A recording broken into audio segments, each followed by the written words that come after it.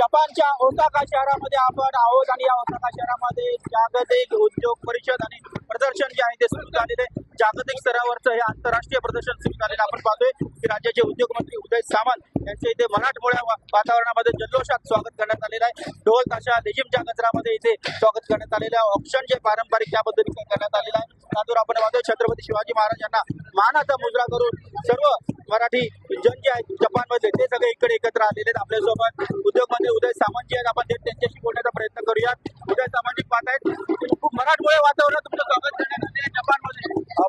आपण आता पहिलं पॅव्हिलियनचं उद्घाटन करून मराठमोळ्या पद्धतीने हे उद्घाटन होत आहे आणि मला असं वाटतं की पहिल्यांदा होते जपानमध्ये आणि म्हणून सगळ्यांनाच आनंद आहे. सगळे महाराष्ट्रातील लोक ते एकत्र झाले.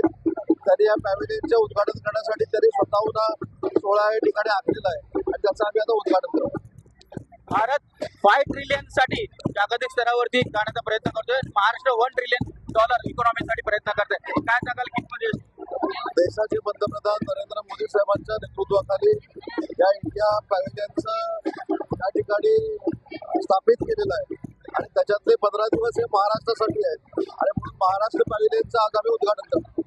जपानमध्ये स्थानिक मराठी लोक देखील याच्यामध्ये सहभागी झाले. हे आपण बघितलं असेल की महाराष्ट्राचा डंका आज या ठिकाणी देखील भगवा फडकवून आपल्या महाराष्ट्राच्या जनतेनं साजरा केलेला आहे. हेच महाराष्ट्राचं भूषण आहे आणि त्याच्यानंतर आम्ही आता पॅव्हिलियनचं उद्घाटन करणार आहे.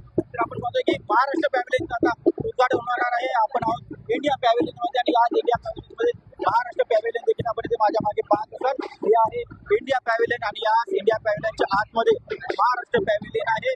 जपानच्या ओसाका शहरामध्ये हे जागतिक स्तरावरचं सर्वात मोठं आपण पाहतो आहोत की आंतरराष्ट्रीय दर्जाचं हे उद्योग परिषद आणि परिषद जी आहे ती भरलेली आहे आणि एकूणच आपण पाहणार आहोत की या सर्व परिषदेमध्ये मोठ्या संख्येने जपानमधले भारतीय नागरिक असतील, महाराष्ट्रातील नागरिक असतील, हे मोठ्या संख्येने इथे आलेले आहेत. हे फक्त प्रदर्शन पाहण्यासाठी नाही तर या ठिकाणी सर्वाधिक गुंतवणूक आर्थिकदृष्ट्या करण्यासाठी देखील आपण पाहतो. या ओसाका शहरामध्ये भरणाऱ्या या जागतिक उद्योग परिषदेमध्ये जगभरातले एकूण 150हून अधिक देश जे आहेत ते सहभागी झालेले आहेत आणि त्यामुळे इथे सर्वाधिक उलाढाल जी आर्थिक ती होणार आहे.